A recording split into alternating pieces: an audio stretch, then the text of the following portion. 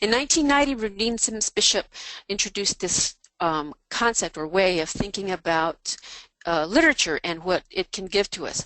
Her theory is mirrors, windows, and sliding glass doors. The idea is that books can function as a mirror of who you are, showing you stories that are about you. They can function as windows that let you see into the ways of another person's or another demographic's life.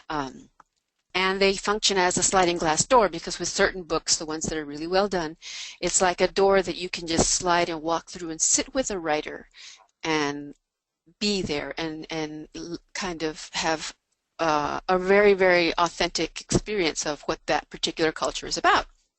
So that's Rudine's theory, and it's kind of popping up all over the place in the last few years because of the We Need Diverse Books movement, and people are not crediting Rudine with that. So I am particularly careful to that when we are sharing knowledge and what we know, that we give credit to the people who gave us those ways of thinking in the first place. So know her name, Rudine Sims Bishop. That's her theory.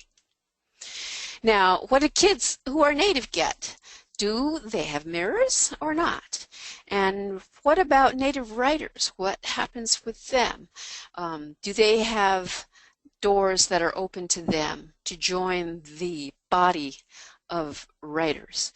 The fact is, we don't. We have native writers over and over and over who are rejected because their manuscripts don't look like what their editor or publishing house thinks they should look like. That's a tremendous problem. So I have that lock up there because it's not just a symbol, it's a reality for native writers, trying to get them published.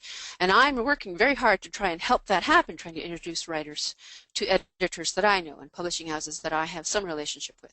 I'm working very hard to help that, but it's a hard road. The component that I want to add to Rudine's theory is curtains, and this is really important for all of you in this class. This is a very old photograph taken at my village. I was going to give a lecture a few years ago and was trying to play with Rudine's metaphor about windows and sliding glass doors, and I found this popped up, and I thought, oh yeah, there's that old picture. And then I said, oh, look at that curtain on the window. And now at that moment, I lived this. I know why that curtain is there.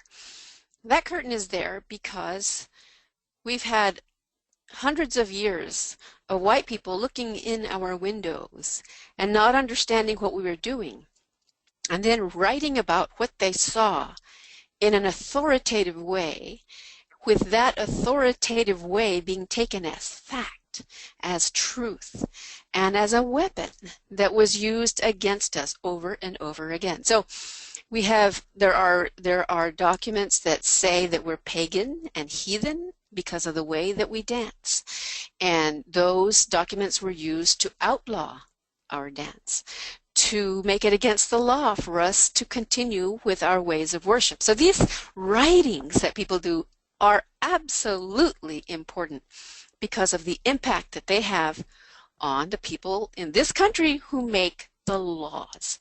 So curtains, we have them there, and I want you to know about them and why they're there.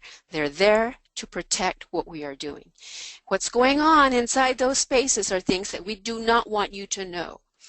And when you read native writers, you generally won't find native writers talking about ceremony because we just don't do it. We've learned that we don't share that because it will be exploited and used against us. We'll be misunderstood